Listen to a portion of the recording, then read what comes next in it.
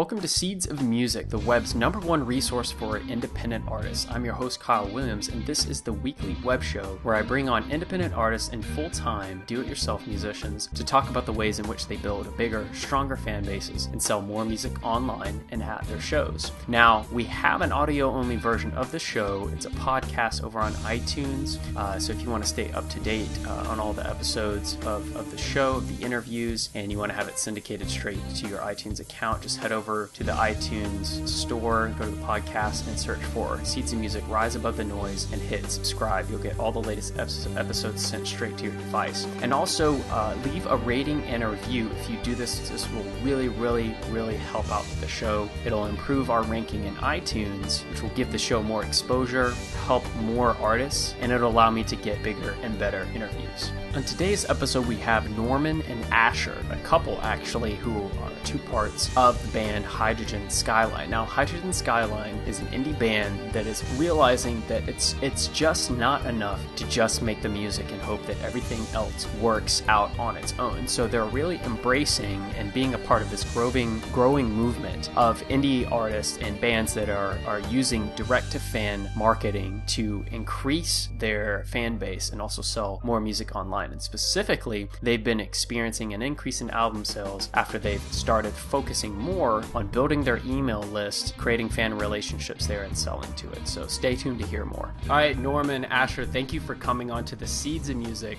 web show. I know I had to restart that beginning because I said weg show, and I think I had beer on the brain and I was thinking of keg, and I just mixed it with that. But rest assured, I'm fully focused on this interview right now. Super. Glad to hear it. So, thanks for having us. Yeah, absolutely. So I'm really glad that both of you were able to come on because I know as members of your band Hydrogen Skyline, you've got a bunch of people, doing their thing inside the band, and so it's great that I could get at least two of you on sharing your earbuds. So, and it's all working out technically, which is awesome too. Yes. Yeah. So you guys are based out of Colorado Springs, Colorado. Is that correct?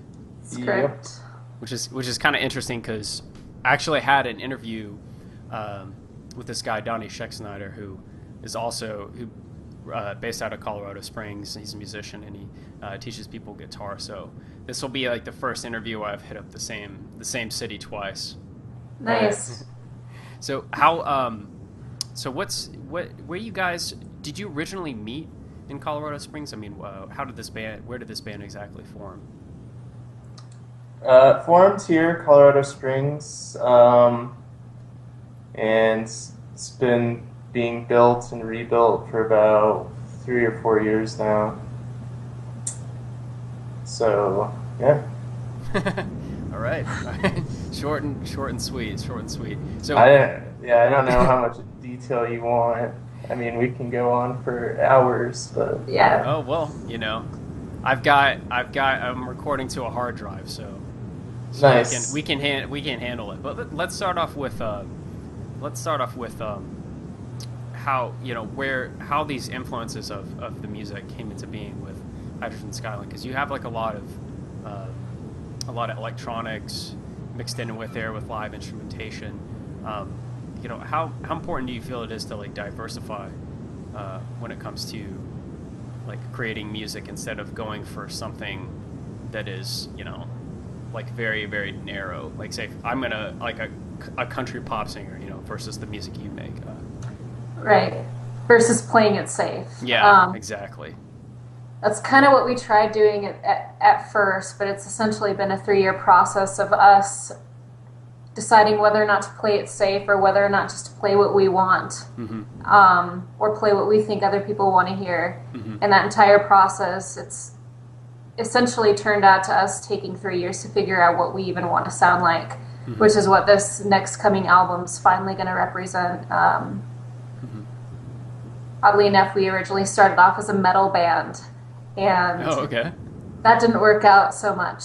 So as we grew, it became alt electronic and alt rock, and now the genre is staying relatively similar, but we've got a lot of pop and hip hop influences in our beats now. So I was thinking the drum track on Oceana. I was hearing a lot of ghost notes on the kick. Yeah. Yeah. Yeah, it's essentially, we don't want to play it safe anymore. We just want to play music that we want to play and that we personally enjoy. And if other people enjoy it, that's great, because we want you to, and we're kind of trying to find the niche between what we like and what we think other people will like and fuse that together. Yeah, I imagine that does take time just to come into your own being and figure out like what manifestation the music's gonna actually take on. And then you, especially if do you consider yourself to be going about it like the do-it-yourself path, the do-it-yourself musician path? Yes, definitely. Yeah, we're not supported or have any, I guess, leaders other than ourselves. He's basically the band leader. Mm-hmm. So, yeah, we're definitely doing it ourselves. Yeah.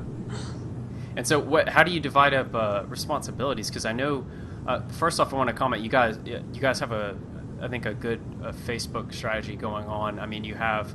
I usually don't tote numbers on Facebook as being as much important as the interaction that fans have with you. I mean, how has your interaction on your Facebook been?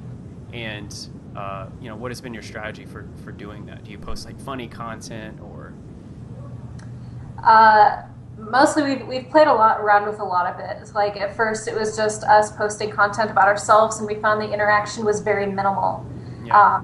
People didn't just want to hear about us, so we started posting like funny content, funny pictures, and then mix it in with news about us, and then throw in a video, and then go back to funny, and then go back to us. Maybe promote another band in the midst of all that. But yeah.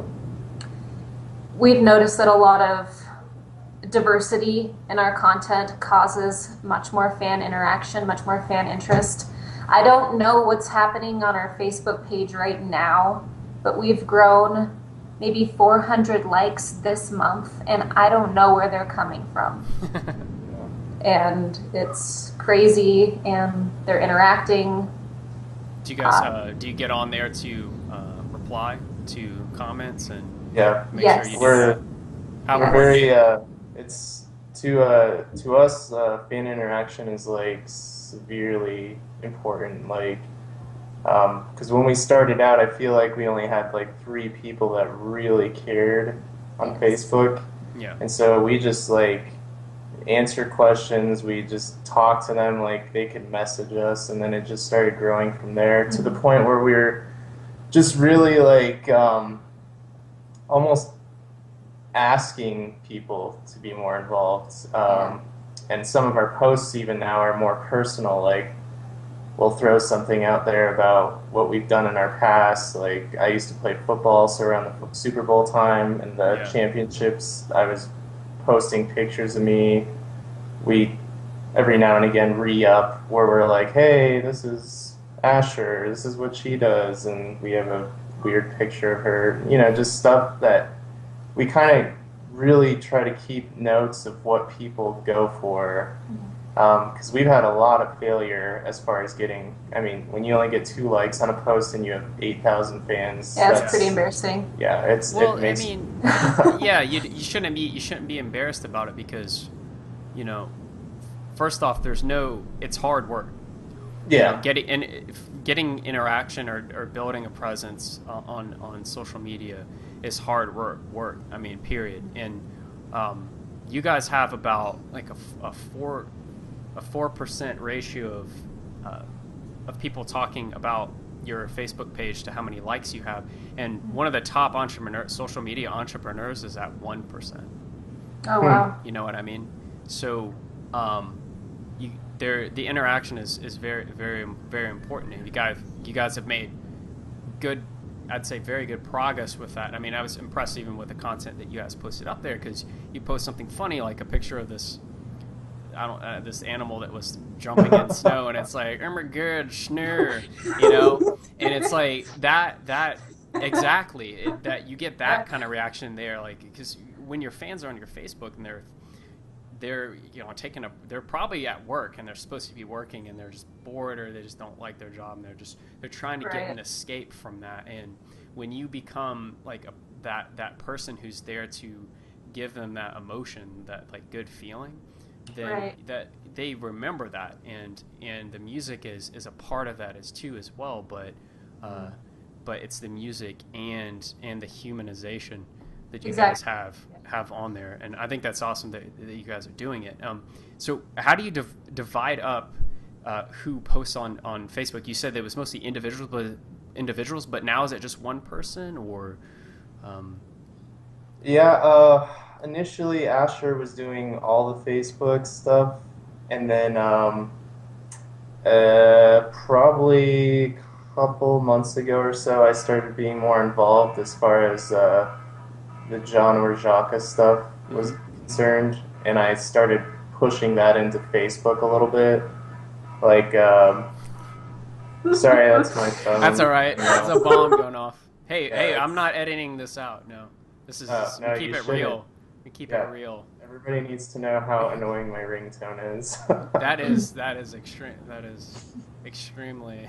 Yeah. Actually, it's nothing. Do you ever have that feeling where like you had like the same alarm clock for 10 years, and then you finally throw it away and you forget about it, okay? And then one day you actually hear it and it instantly makes you angry. Like you could be like, I don't know how you would hear it somewhere, but maybe you're in someone else's house and you're totally calm, and then you hear and you're just like immediately like, I want to kill somebody. It just immediately does that for you. Yes. That is true. Getting woken up by that ringtone is pretty intense as well. Yes. So I'm curious, speaking of like waking up, are you guys early risers or are you night owls? Asher is a night owl. I am good with getting up early. I get up 6:45-ish every day almost. So the devil?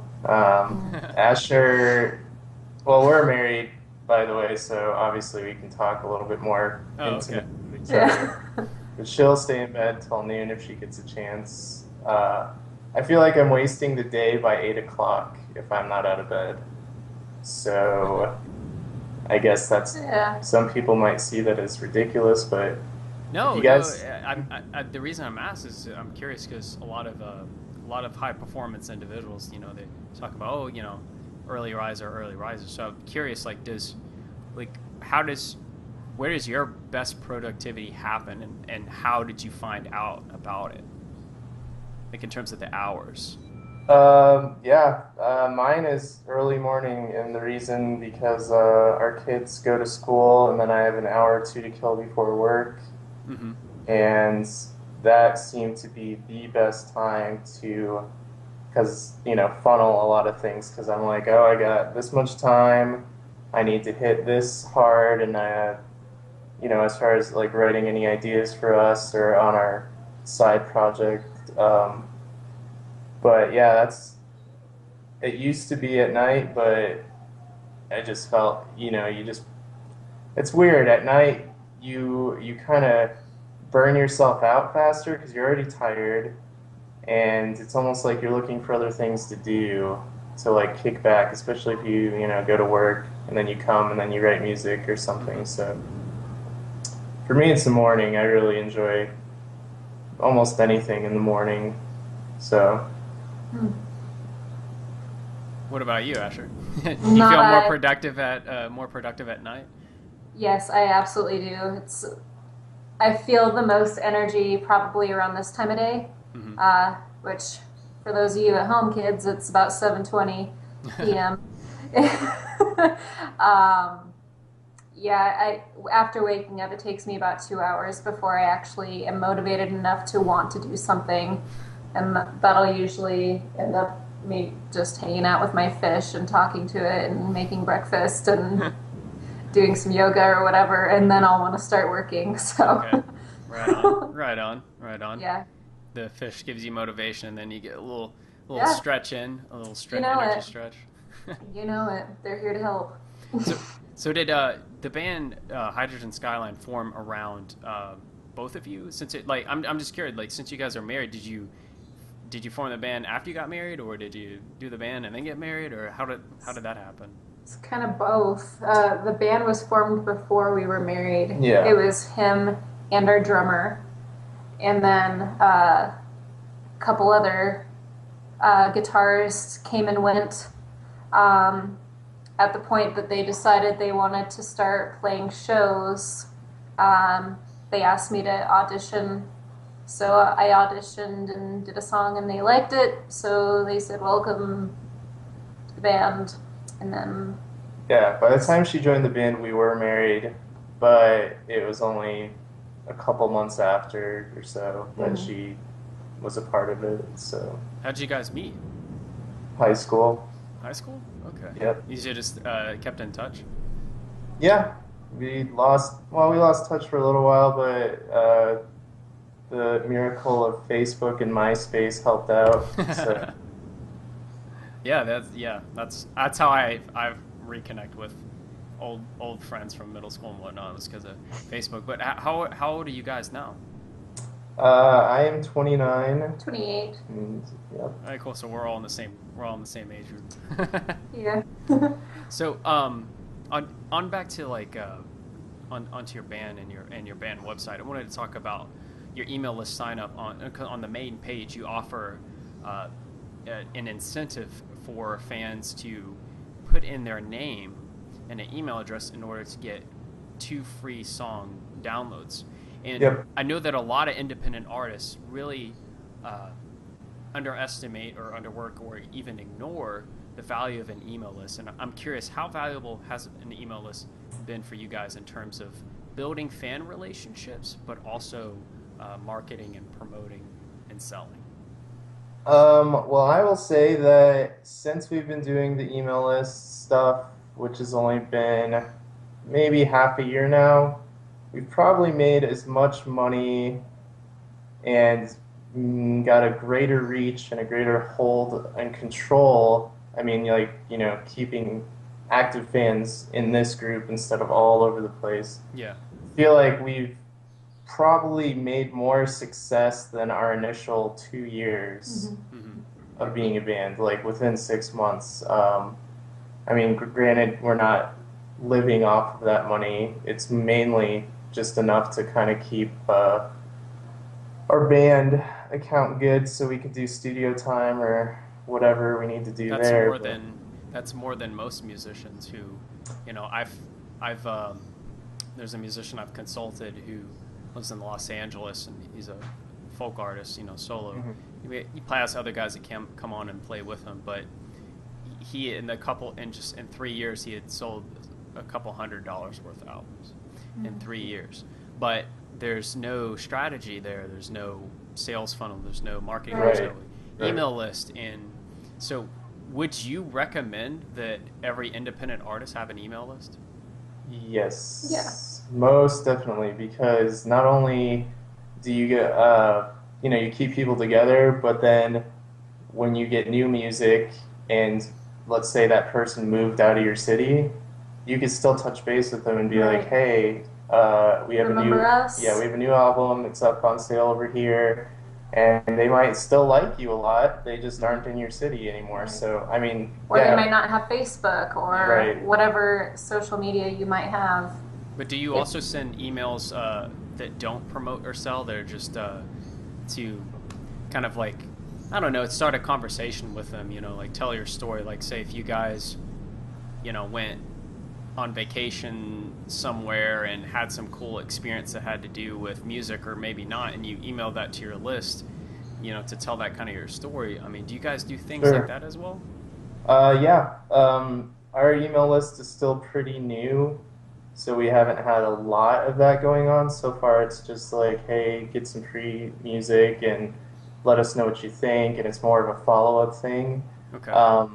But yeah, as soon as our new album drops, it's going to be a lot of like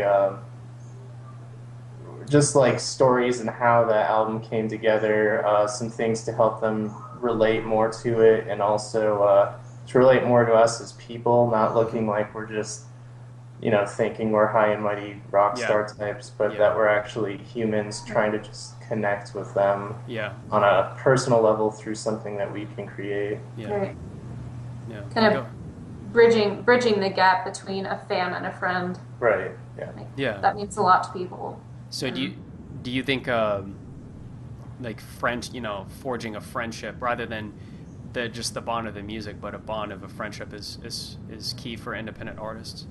Yeah, absolutely. Because if you're unapproachable, they're not going to want to listen to your music. Yeah, they're gonna be like, screw that douche. Exactly. Whatever. Exactly. I'll just go Spotify it. Right. Exactly. Yeah. Yeah. Yep. And we've had lots of stories with that. I mean, granted, most of our experiences that are negative with artists are on the higher level. Like, if we open for a big artist and they're just totally douchey, they're just unapproachable. Yeah. And even, I mean, we're playing a show with them. It's not that we're asking them to watch, us play or anything, but just when, just say hi, thanks for playing the show, giving us this opportunity. If you reach out to them and you're like, hey, thanks for letting us play, and then they're like, you might want to talk to my manager, and it's like, whoa, where's sorry. my bodyguard at? Yeah. Sorry, your album's in the trash when I get home. Jeez. I mean, it's kind of like this interesting thing where you have some artists that experience a little bit more success and suddenly they don't want to reach back and help other musicians, and the thing is like we're all musicians are all in this together. It's not, some people do see music as a competition. I mean, what's your take on that? Is music a competition to you? Do you feel like you're competing out in a marketplace for ears and it's a slugfest with other bands? No, not at all. Initially, we kind of thought that, but it's like a local thing here. Sometimes it's where people are kind of like, well, if your band's doing good, then mine isn't, kind of situation. But the truth of the matter is when you consider how many people buy X amount of music, I mean, how many albums do we all have by 20 to 30 years old? I mean, I have hundreds, if not thousands, and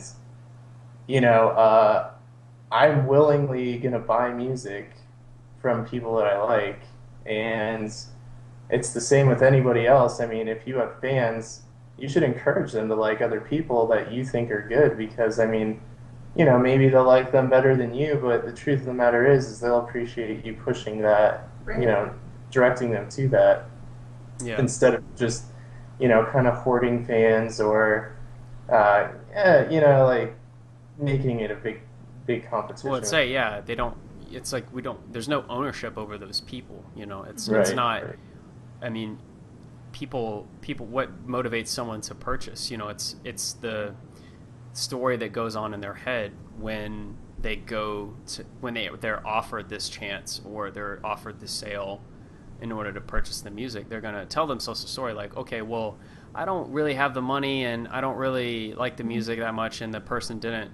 He just left after he was done with the show. He just turned around and walked and didn't come out in the crowd, and everybody has a story. I mean, for others it's like I'm not going to pay because the artist doesn't get the money or anyway or whatever. But what really overrides that is when you have that human connection, because no one does that. No one goes above. Barely anybody goes above and beyond for their fans, either out of ignorance or maybe they're just douchebags, and they don't. They have this like idea of what a musician is, and the idea is that we're all Led Zeppelin or whatever, in terms of like our flair, but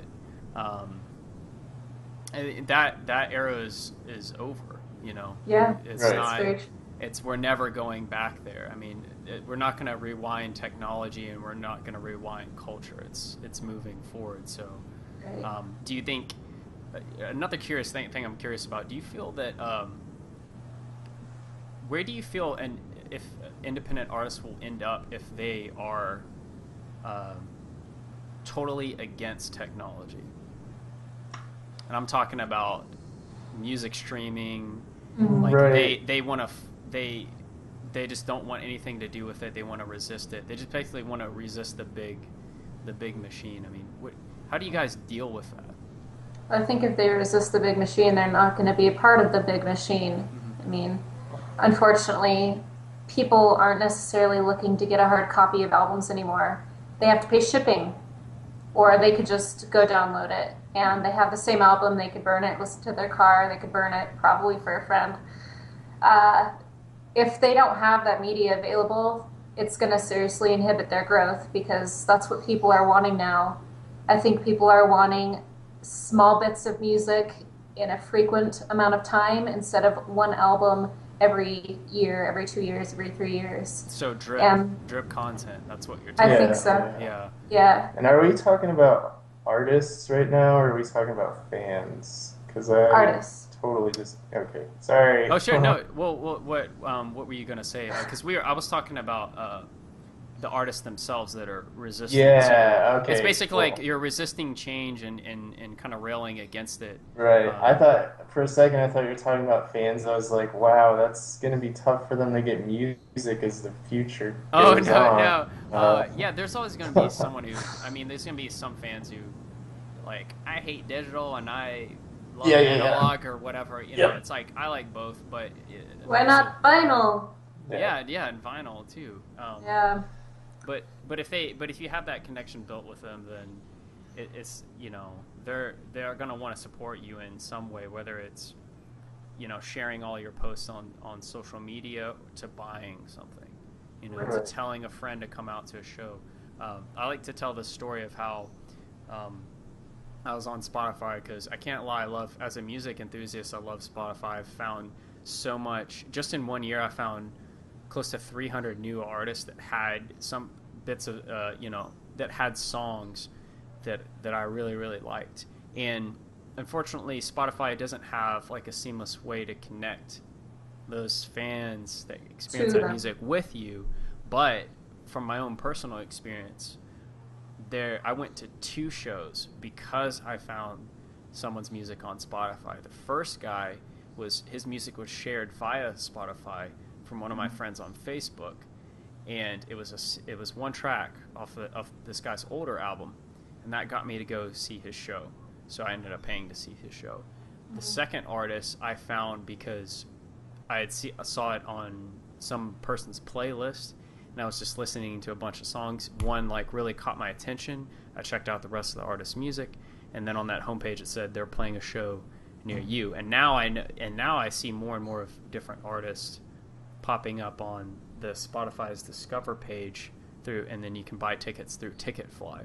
So I'm not saying that this happens all the time or with the average show, because I feel like my enthusiasm for music is different than someone who just likes to listen to the radio, because I do like discovering new music.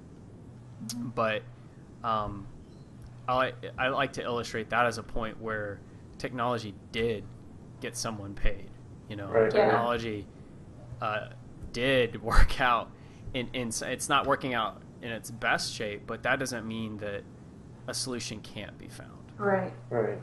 I think a lot of artists look at Spotify as a way that unfortunately takes money out of their pockets, and they're not looking at it from your perspective to where it's allowing your base to grow.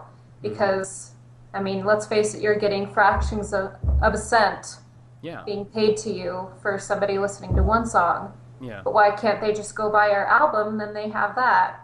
Or you can just accept that these people are giving you fractions of a cent and your fan base is growing because of it, or it's making people more willing and actively getting in the mindset of, I'm going to go listen to this band. I'm going to listen to this band. Maybe I'll share this band via Facebook. Yeah, maybe I will. Yeah, maybe I'll pass it off to a friend. And it's like, I think a lot of musicians, they run into problems because they want to see instant results. And that's that trap that everyone falls into.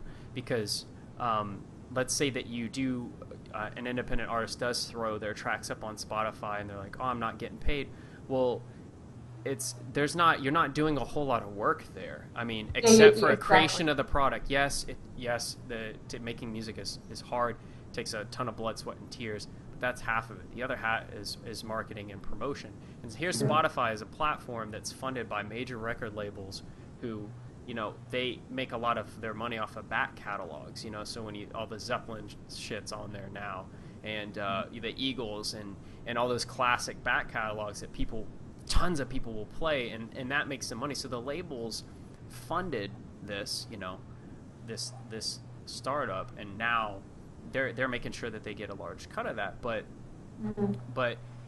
just for an independent artist to throw their music on there, you know, that all you had to do, you go through the submission process, but you're not actively having to do any marketing for it. But what really matters is to do the work on your end in any way you can in order to connect with fans, however they're exposed to your music. I mean, take for instance, Amanda Palmer gives away music. Like, she'll say, "Pay what you want," you know, and whether you agree with that or not, that has worked out very well for her. So there's creative solutions out there, but it takes work, and you won't see like results right away. You know, right? Absolutely. Sorry for that rant. That's all right. And even touching on that, even more your initial question of artists resisting technology, I think you cut out so many tools you can use when you resist technology. Like, in general, it's not just Spotify or iTunes or Pandora or anything like that, but you got to consider that this day and age in music, we are able to reach globally without doing much more than leaving our house. I mean, I know of a couple artists that are single people that just make music. They never tour. They just sell their music from what they made in their basement. And that's an amazing concept. That means that you essentially can be a global name without doing anything more than owning a computer and the internet and the ability to make your own music. And that's crazy because, you know, even 20 years ago, that's not possible. 10 years ago, that wasn't really possible. Right. Back then, you had to go tour at dive bars. You had to go put so much more effort through. Yeah, exactly. And I remember when I first started playing music in bands, we had like some free websites, and they were like so goofy and stupid. And yeah, we were like, what's the point of this? Like, nobody goes to this anyway. We just used it as like a forum for the band. And then coming full circle to today, where this band, we actually generate most of our sales through our website, and it's not that we have a big retail selection type thing. We just want to harness that tool because the chances of us going across the seas at this moment to sell you a hand, you know, delivered album isn't very likely. So, I mean, I think if you cut out technology or the internet, you're just, hopefully you're willing to do a lot of footwork, as in physical footwork. Like, if you live in California, cool, that might work for you. But here in Colorado, that does not work at all. So tough. I mean, you're going to be relegated to, what do we want to call them? The local scenesters. Scenesters who maybe you go to like... We won't speak ill of them, but they've been on the scene for years, so... Yeah. I can imagine. I am imagining that. That's sadly enough. In Colorado Springs, the local scene is struggling very much. It's gotten a lot better recently. By recently, I mean within this last year, I feel. Just because they're starting to band together and starting to realize, like, hey, we can benefit each other. We don't have to compete against each other like we were talking about earlier.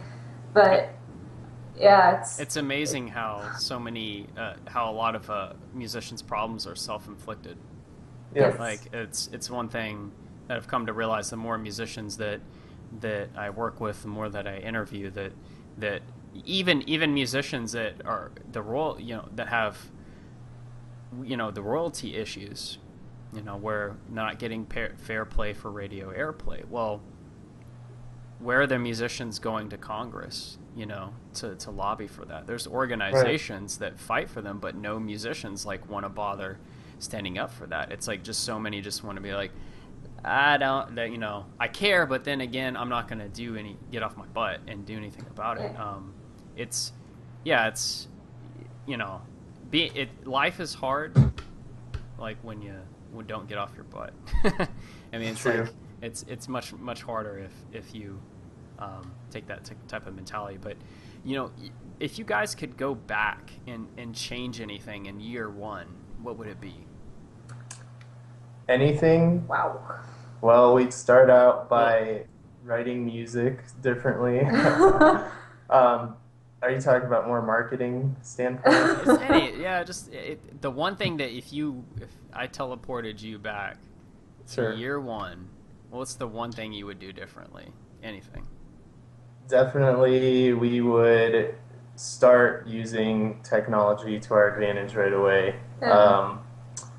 And I guess a tag onto that would be not sticking with one single tool. Like a lot of bands will embrace technology with Facebook, but they won't embrace it anywhere else. And Facebook's because it's work, right? Facebook is more work. Yeah, Facebook's a good tool, but Facebook is very limited. Unless you want to pay. Well, yeah, unless you want to pay like for all their extras. So the thing is that I think if we were to go back in time, the first thing we do is have our like our fan page or email list be like the center, our website be the hub. Just direct traffic there through our Facebook up, direct traffic to our website, and just like sell everything from there from the get-go instead of doing the hard work of selling it at all of our shows, having the same 5 people go to our shows, 5, relatively. Sometimes it was 1, So. Yeah. I think we should have exercised more patience. I think that we were very gung-ho on getting into the scene. I mean, our first album, they were in the studio recording Musically before vocals were written. Mm-hmm. So literally, we were writing vocals the night before I went into the studio to record them. Yep. And it's obvious. Yeah. You listen to our first album, you can definitely tell I don't know what I'm doing. So all in due time. It's true. My biggest thing we should have changed would have been more patience. More patience. True Calm story. down and focus on refining ourselves instead of being so eager to get out to play at a bar that nobody cares to listen to us because we haven't refined ourselves well enough. Yeah. Well, and that's a big money pit for musicians, is the temptation's always to just throw a ton of money out there trying to get your stuff, it's endless. I can't even tell you how much money we've wasted because I've pretty much embarrassed myself. How much we've wasted just trying to get people's attention, but mostly just I don't know, trying to push ourselves to a level that we weren't ready for. Have you ever heard of Red Rocks, the amphitheater? Yep. Okay, so we have that out here. That's a big deal, and that's where we go see shows because it's fun. Sorry, I screamed. No, I don't know what's going on. Sorry. Our lights being I thought weird. you Jedi waved it on. Oh there, now it's off. No, okay. Stop All right. All right, anyway. We'll roll with it. But yeah, we have Red Rocks out here, and for some reason we just talked all the time about playing there within our first year of being a band.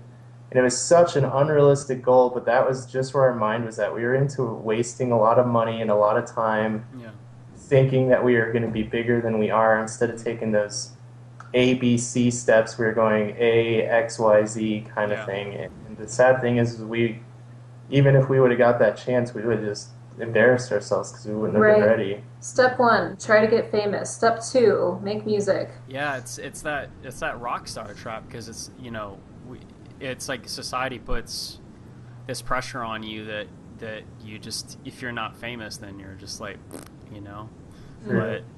but I mean, everything you're doing does take time, and I definitely agree, having patience with it and the willingness to be able to put up with not knowing what will happen, like with things being uncertain, because usually you know, I heard of bands that, you know, they give up at a certain point because they can't deal with the uncertainty. And you just kind of have to learn to trust in the process, that if you're putting in the work to make the music better while also putting in the work to improve your marketing knowledge or sales knowledge to a basic level, even a basic level helps.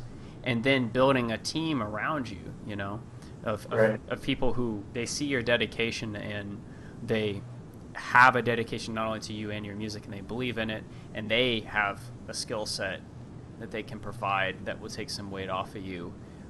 You know, that's going to move you forward too. So I wanted to wrap up with one last question. Sure. What is your favorite album, and what would your life be like if it never existed? You both have to agree on one album, by the way. Oh, we have to agree on one? Oh, wow. No, no, it's all right. You each give me one. You each give me one, an album each. I'll accept that. No. You have 10 seconds. True. 10 seconds, huh? What's the first one that pops into your head? The first one that popped into my head was only because you said we had to agree, and I know the one Panic at the Disco, Too Weird to Live, Too Rare to Die. Yeah, Panic at the Disco's newest album. Severely amazing. I don't know where I would be without it, because it's only been out for like a year, less than a year now. Yeah, we wouldn't be anywhere different had it not been, but that... Yeah. The sounds, like how big their drums sound and the effects that they use on the vocals backed with clean vocals at the same time make such an amazing sound. Yeah. It's simple music, but it's amazing to listen to, in my opinion. I love that album so much. So but it's affecting our new... It is starting to affect our upcoming album, because we were able to listen to one of those, two of those, or three of those tracks, be like, listen to how crisp this is, listen to how big the vocals are, listen to how big the drums sound here. We want that. Mm-hmm. So it hasn't exactly changed our lives quite yet, but it could quite potentially change the way our album sounds. Okay. But if I had to say an album that I couldn't deal with without living, or whatever. Couldn't deal without living. Without living. Couldn't live without it. Okay. I don't know if my life would be where it is today. I think Tool, Ænima, brought me out of the worst musical taste I've had in my life. And I won't tell you what bands I listen to, because for fear somebody will watch this and be like, you don't like them, you're terrible. So Tool got me to appreciate the depth and beauty of music. And if it wasn't for Tool, I don't know if I'd really be that committed to have wanted to be a musician. And Ænima would be that album that sold me on them. So that's me. They are pretty amazing. I like IMX.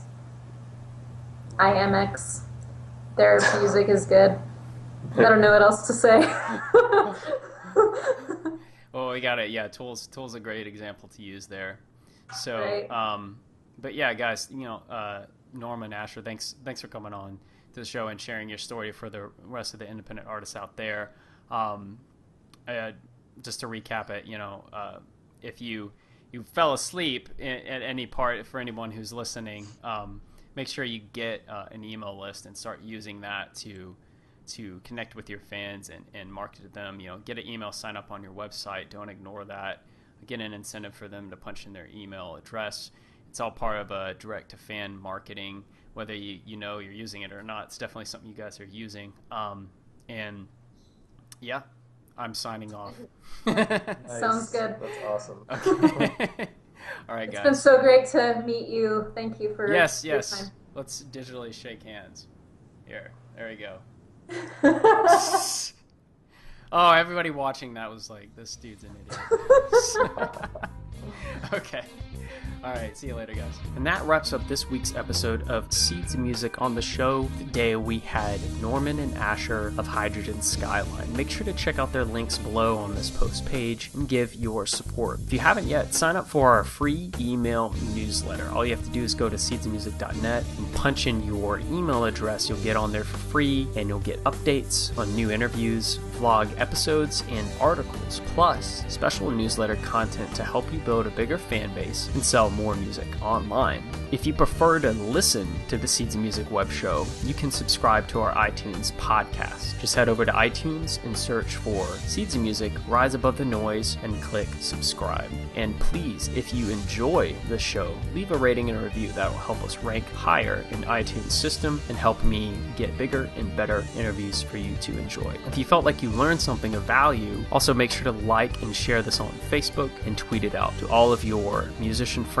and just non-musician friends as well. And lastly, comment on the video. I'd love to hear what your thoughts are. Are you using an email list to build your fan base and sell more music? Do you know someone who should be on this show? Or is that person you? Just send an email straight to me at kyle.seedsofmusic@gmail.com. I'd love to hear from you. At the most, it might take me 2 days to get back to you, but rest assured, I answer every email that comes through my inbox. And remember, we are the future of music.